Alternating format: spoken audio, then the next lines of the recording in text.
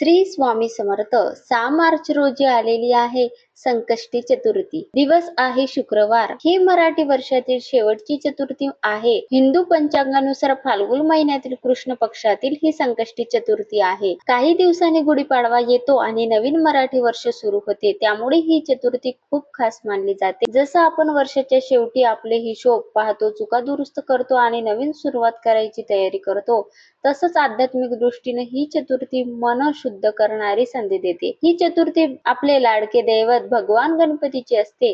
गणपती बाप्पा हे विघ्नहर्ता आहेत. ते अडचणी दूर करतात, बुद्धी देतात आणि संकटातून मार्ग दाखवतात. म्हणूनच वर्षातील शेवटच्या चतुर्थीला त्यांची विशेष पूजा केली जाते. अनेक जण या दिवशी उपवास करतात, काही जण दिवसभर फक्त फळ खातात, काही जण पाणी पिऊन सुद्धा उपवास करतात. पण सगळ्यात महत्त्वाचं म्हणजे मनापासून केलेली आपण भक्ती. देवांची भक्ती आपण किती मनापासून करतो हे त्यापेक्षा जास्ती महत्त्वाचे आहे. या दिवशी सकाळी आपल्याला लवकर उठून घर स्वच्छ करून, देवघर स्वच्छ करून, सुशोभित होऊन, शक्य असेल तर तुपाचा दिवा लावावा. गणपती बाप्पाला दुर्वा खूप प्रिय असतात, म्हणून 21 दुर्वा अर्पण कराव्यात. लाल फुले, मोदक किंवा घरात गोड पदार्थ 21 मोदक किंवा लाडवाचा प्रसाद नैवेद्य म्हणून दाखवावा. ओम गणगणपते नमः या मंत्राचा 21, 51 किंवा 108 वेळा म्हणजे संपूर्ण एक माळ आपल्याला जप करायचा आहे. मंत्र म्हणताना आपले मन शांत ठेवून मंत्र जप करायचा आहे. ओम गणगणपते नमः या मंत्राचा जप करायचा आहे. वर्षभरात आपण केलेल्या चुका, बोलताना झालेल्या चुकलेल्या गोष्टी, कुणाला दुखवेल असेल त्याबद्दल मनात खंत व्यक्त करावी आणि गणपती बाप्पाकडे माफी मागावी. त्यानंतर गणपती बाप्पाची मनोमन आरती करावी. गणपती स्तोत्र, गणपती अथर्वशीर्ष याचा 1 वेळा तरी पाठ करावा. संकष्टी चतुर्थीला चंद्रदर्शन करणे खूप महत्त्वाचे असते. संकष्टी चतुर्थीला चंद्रदर्शनचा वेळ आहे 8:55. आपल्याकडल्या वेळामध्ये थोडाफार बदल असू शकतो.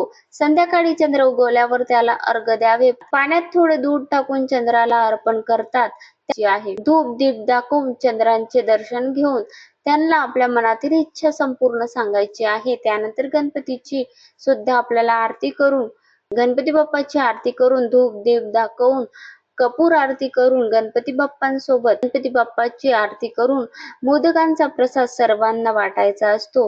ही शेवटची चतुर्थी असल्यामुळे अनेक जण या दिवशी विशेष संकल्प करतात. काही जण म्हणतात की आता पुढच्या वर्षी रोज सकाळी देवाचे नाव घेऊन आपण वाईट सवयी सोडणार आहे असा संकल्प करतात. असे मानले जाते की या दिवशी मनापासून केलेली प्रार्थना गणपती बाप्पा लवकर ऐकतात, कारण हे सर्व वर्ष संपण्याआधीचे शेवटचे गणपतीचे व्रत असते.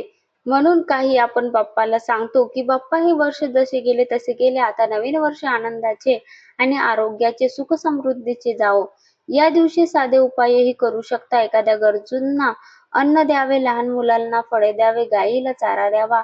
मंदिरात जाऊन शांतपणे काही वेळ बसून गणपती बाप्पांना प्रार्थना करावी. हे सगळे केल्याने आपले मन हलके होते आणि आपल्या मनातील इच्छा लवकरच पूर्ण होतात.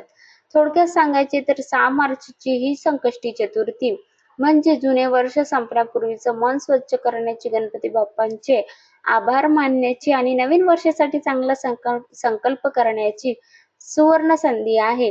श्रद्धा, साधेपणा आणि मनापासून केलेली प्रार्थना यामुळे या दिवसाचे खरे महत्त्व वाढते. आता गणपती बाप्पाला आपण लाल फूल अर्पण करत असतो, पण लाल फूल जर मिळालेच नाही तर काय करावे? तर एखादी पांढरी फूल घेऊन त्याला कुंकूने संपूर्ण कुंकू ओले करून कुंकू लावायचे आणि ते लाल फूल झालेले गणपती बाप्पाला अर्पण करायचे. यामुळे आपण गणपती बाप्पाला लाल फूल वाहले असे मनामध्ये राहणार आणि गणपती बाप्पा मनापासून ते दिलेले नक्की स्वीकारतात. त्या दिवशी हळदीपासून आपल्याला गौरी तयार करून विड्याचे पान ठेवून, एक सुपारी सुद्धा विड्याच्या पानावरती ठेवून त्यांची पूजा करायची असते. गणपती स्वरूप समजून त्यांची पूजा करायची असते आणि त्या दिवशी अर्पण केलेली गणपती बाप्पाला सुपारी ते आपल्या मनातील इच्छापूर्तीसाठी हा केलेला सर्वात चांगला उपाय राहणार आहे. तर नक्कीच वर्षातील शेवटची चतुर्थी करा. आणि आणखी एक साधा उपाय म्हणजे गरजू मुलांना वही किंवा पेन दान करणे, हे सुद्धा खूप चांगले आहे. असे केल्याने आपल्या मुलावरही चांगले फळ येते. शक्य असेल तर एखाद्या गरीब विद्यार्थ्याला अभ्यासाची वस्तू द्यावी. छोटे छोटे उपाय केल्याने प्रेम, श्रद्धा आणि सातत्य टिकून राहते. हे उपाय केले तर गणपती बाप्पाची कृपा नक्कीच होतात. श्री स्वामी समर्थ. जय जय स्वामी समर्थ.